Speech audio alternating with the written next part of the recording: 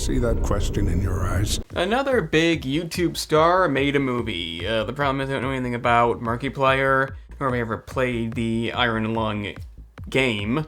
You mean total failure? It's probably gonna stay that way, as nothing about this movie has got me overly enthused. It did make a lot of money, like a shit ton related to its budget. Unfortunately, the things I like, the disturbing atmosphere, the unique visuals, are overshadowed by an unreasonably long runtime, and not enough ideas to fill it. What I'm trying to say is, it was overly ambitious.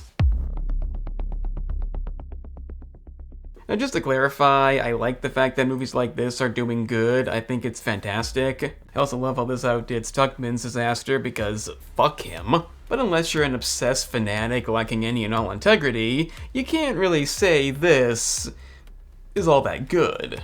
The way I see it, independent movies commonly outdo Hollywood movies, as long as you consider the budget. But unlike countless examples we got last year, Iron Lung is sadly another misstep.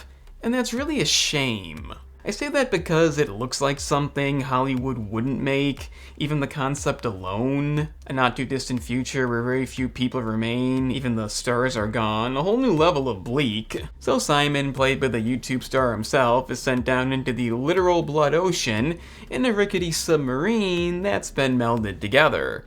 What could possibly go wrong?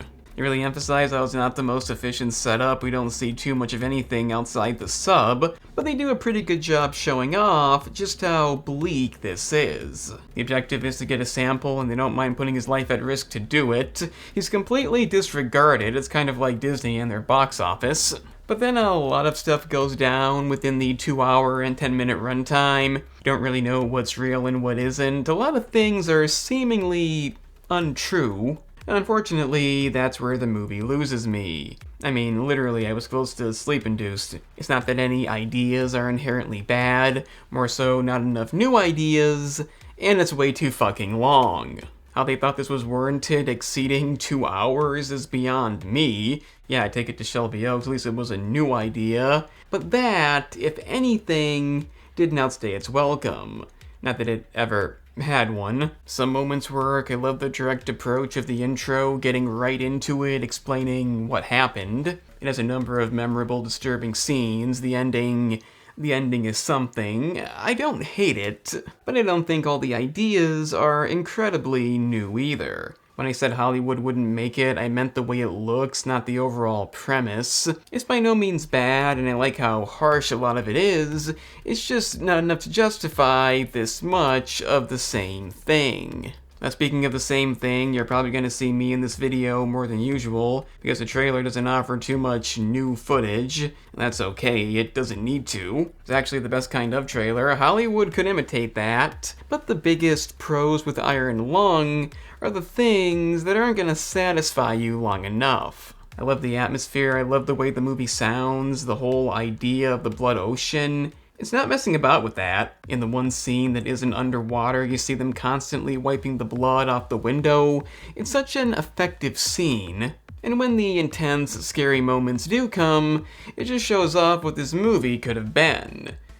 But it isn't. It needed not to drag, it needed not to be so ambitious and understanding of what we have here. When you confine an entire movie to one area, barely even leave that space, it's going to be an issue that you have to overcome.